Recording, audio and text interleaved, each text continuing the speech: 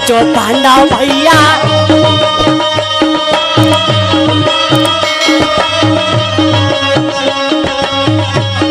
देखा थे ये कैसे पांडव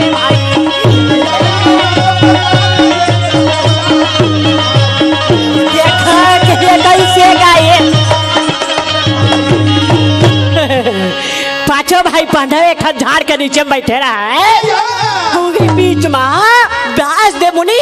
दोनों हाथ जोड़ के कि अगर प्राण बचाना है तो 12 साल तो निकल गए लेकिन 1 साल गुप्त वनवास काटना है। अगर 5 भाई पांडोला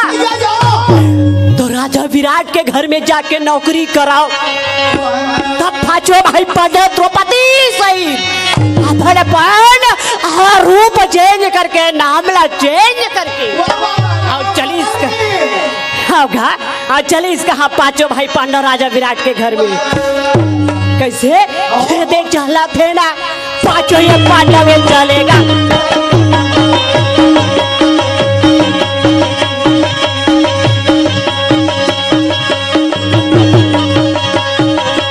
हाथे झूला देगा हाथे जोड़े बिंदी मारेगा हवाई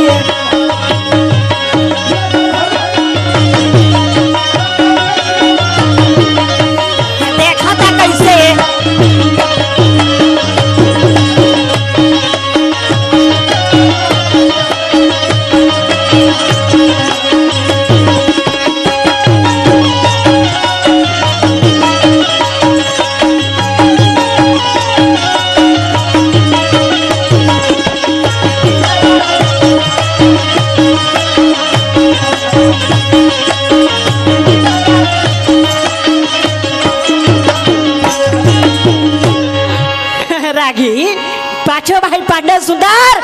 सुखी के साथ अपन जीवन बितावत रहे द्रौपदी बने रहे कैसे द्रौपदी बने रहे शैलेंद्री रानी सुदेशना के सेवा सत्कार करत रहे ता रानी सुदेशना के भाई कौन रहे कीचक जानथस ना कीचक कौन है रागी कीचा कहा रात दिन मन मवा पी के आओ चली सपन बहनी सुदेश चले मिले बार जैसे विराट के घर में पहुंची वैसे देख करके सुदेश कहा भाई कते सुंदर आसन दे के बैठा रही ये दे बैठी जावा भैया कहा थे ये दे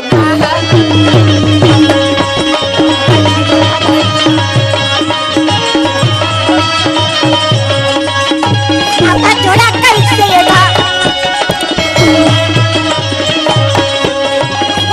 जोड़ा कैसे लेगी देखा है जोड़ा भी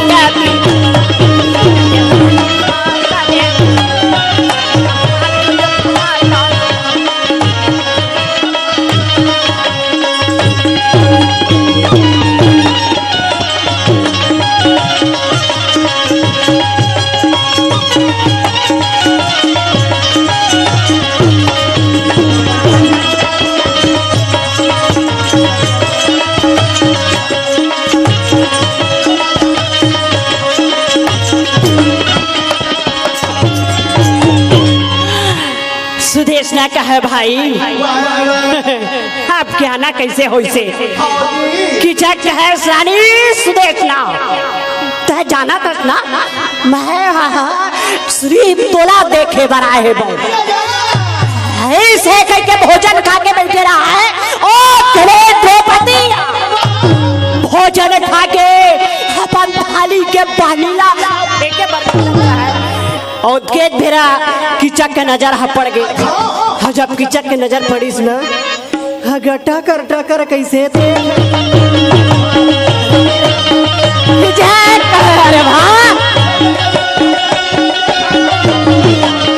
देखा था कैसे देखा था देखा था कैसे कीचक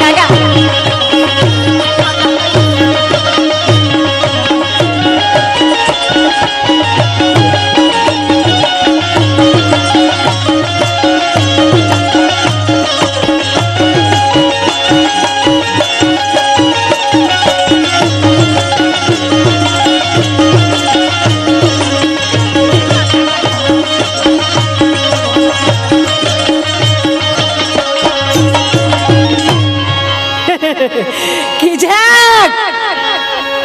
सलेंद्री ला देख के कहे अरे वाह कथे बहनी अक्का सुंदर तह नारी छुपा के रखे आज। अरे तह मोला काने काने खबर नहीं हो बनते अरे वाह गाली तह एक हाथ ले भोजन धरा के भेज देबे और अगर भोजन धरा के नहीं भेजे तो ये जखा दिखा धरा जा विराट के राख और जला के राख रहा करो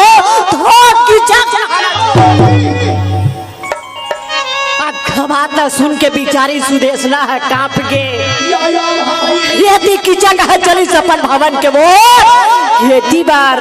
दोनों हाथ जोड़ के द्रौपदी लगा के थे सुदेशना हाथ छोड़े बिनती तारा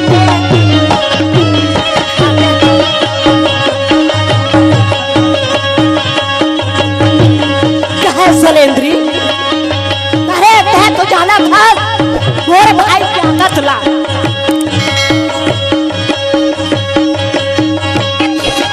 चला लेके कहा दे छापेगा दे कहा देना ये भोजन देगा ये भोजन लेके ये छापेगा ये दे छापेगा भाई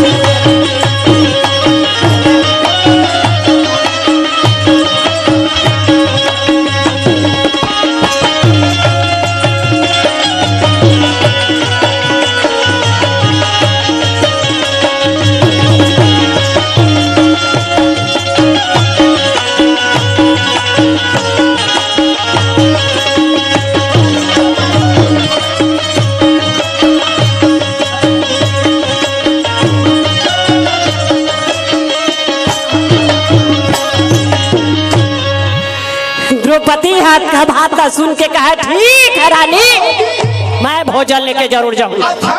तो 56 प्रकार के भोजन तैयार करी सी। अब जानता है 56 प्रकार के भोजन कैसे होते हैं? अब आजकल टमाटर हा सस्ता हो गए तो चटनी वटनी भून दे रही सोई तबे कहा था हिजरत कहेंगे कि भोजन भोजन में फर्क पड़ते हाथ भी देख के भोजन खिलाने लगते कैसे आप गरीब मन के भोजन अलग रहते बड़े आदमी मन के भोजन अलग रहते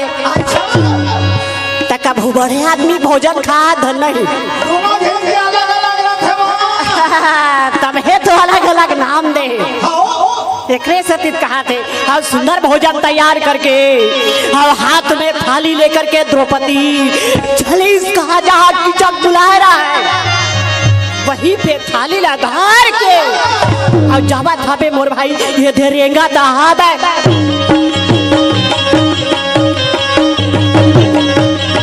रानी द्रौपदी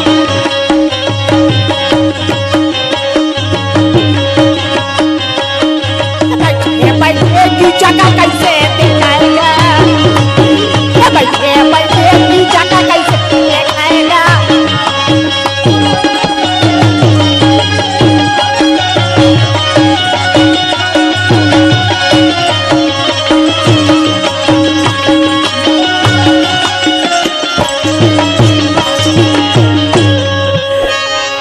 कीचक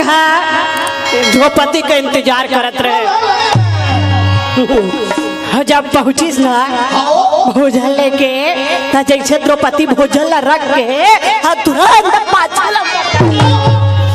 उस समय में कीचक दौड़ के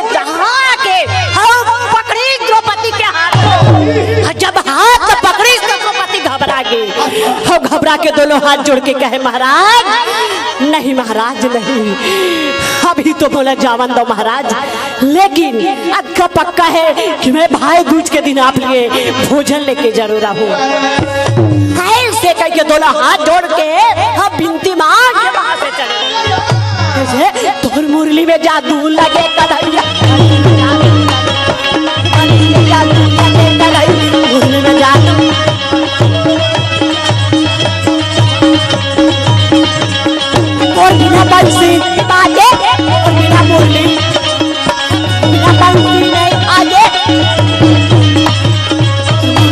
ना तू लगे कन्हैया बंसी बजा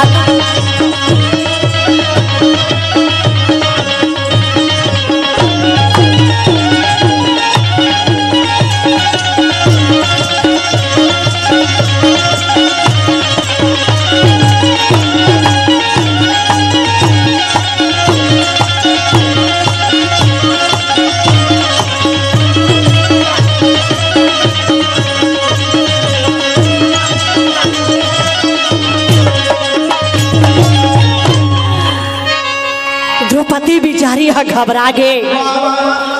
जैसे द्रौपदी है घबरा गे घबरा के दोनों हाथ जोड़ करके जाके पुरिया भीतरी रोवत रहे बिचारी है। तो धर्मराज के पास जाके बतावे,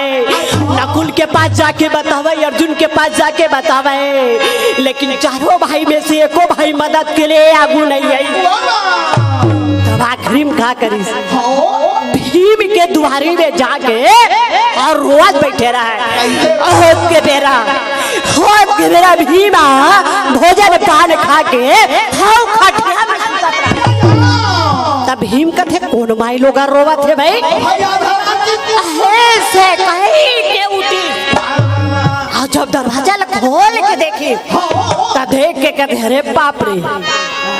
द्रौपदी ऐसे तय कपड़ा के रोवा था। ऐसे कहा कारण है अगर तोला कोई भी उंगली भी दिखाए हो मैं अगर उंगली ला निकाल दूं, लेकिन कारण न तो बता। द्रौपदी दोनों हाथ जोड़ के कहे भीम मैं यहाँ कहली भोजन लेके गे रहे हो किचन पर, वो है जबरदस्ती वो हाथ ला पकड़ ली, लेकिन मैं वादा करके आया हूँ कि भाई दूज के दिन भोजन लेके जाऊँ। ऐसी बात है तो ते है चिंता झन कर, अब ओकर पारी आए है मार। तब भीमला कथे अच्छा से बने साथ संवर लेबे तबे जाबे वहाँ। कैसे ते हा बन जाबे नारी ऐसे कहा थे। तो भीमला सुंदर 16 सिंगार कसरी और 16 सिंगार कस के का पहनावा थे बे ये कमर भरा कर धन का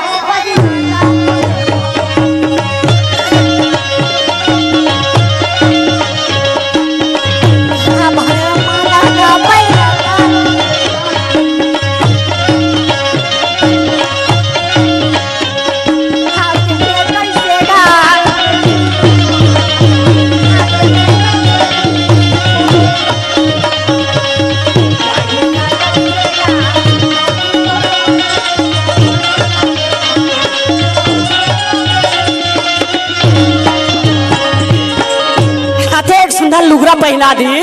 हाँ कन्या में करधान हाथ बाहर चूड़ी गला भर माला और सुंदर स्त्री के भेष बना के और सुंदर 56 प्रकार के भोजन तैयार करके हाथ में धरिस भीम हम आगू आगू भीम चले होकर पाछू में द्रौपदी कैसे रेंगा थे धीरे धीरे गजल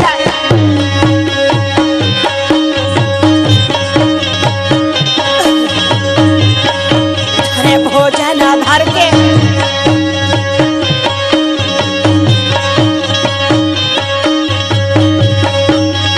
माथा का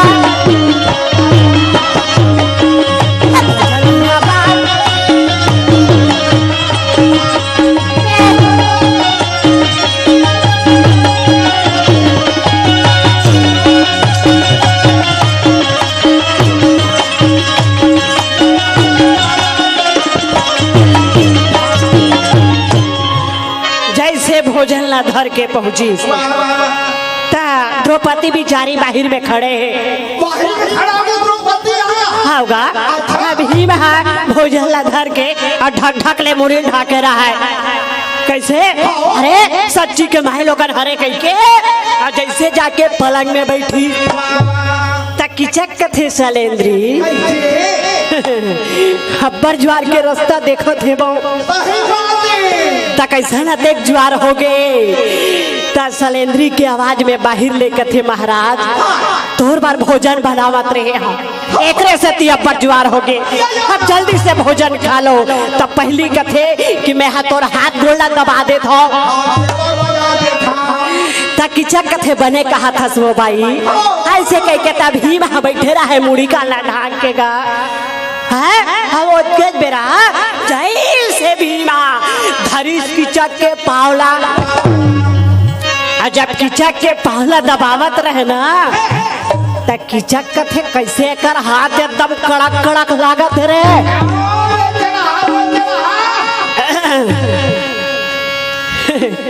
रागी स्त्री के हाथ बहुत सुंदर नरम नरम लागते हाँ वो पुरुष के हाथ एकदम कड़ा कड़ा वह भीम के हाथ एक एक दबाही तो कर पोटा निकल जाही कैसे एकदम कड़क कड़क लागते भाई सलेंद्री कथे सलेंद्री बहुत काम करत था तेकर से तोर हाथ एकदम ठोरा के है वो कथे कैसे फोकन धीरे धीरे दबा तब भीम के गुस्सा हो चढ़त रहे मोर भाई तब दम जोर से जब पहला दबाई तब कीचक कथे नहीं ये हमला सलेंद्री ऐसा नहीं लागत है ये तो मोला सलेंद्रा ऐसा लागत है बे ये है तो सलेंद्री नो है दादा ऐसे कहे जब उठी अब के बेर भीम है ढक ढक ले मुड़ी ढाक के बैठे रहा है जब अपन लुगरा उठा ये तो बड़े बड़े में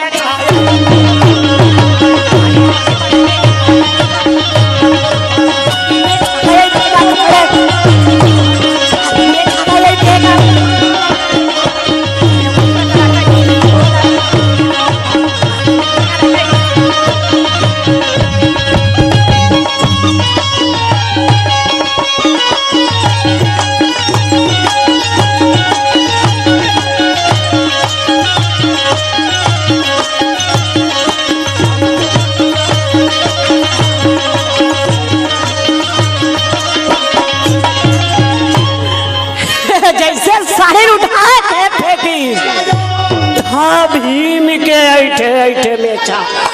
जब ऐठे ऐठे मेठल देखिस ना तब कीचक क्या खिलल यादे कीचक ललकार के बोली कीचक हाथ तुम्हें तोर खड़ी लीचे बिगन छोड़ा नहीं उठाई सा हाथ आओ उठा के चक्कर समाने घुमा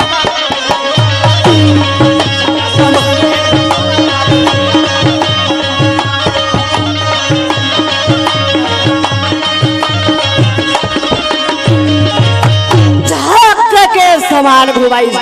चक्र के समान घुमा दोनों जन के मल युद्ध चालू हो गए तब भीम पकड़ी कीचक के भुजाला कीचक पकड़ी भीम के भुजा और जब दोनों जन के जम के ना तब फिर का पूछे भुजा से भुजा मिला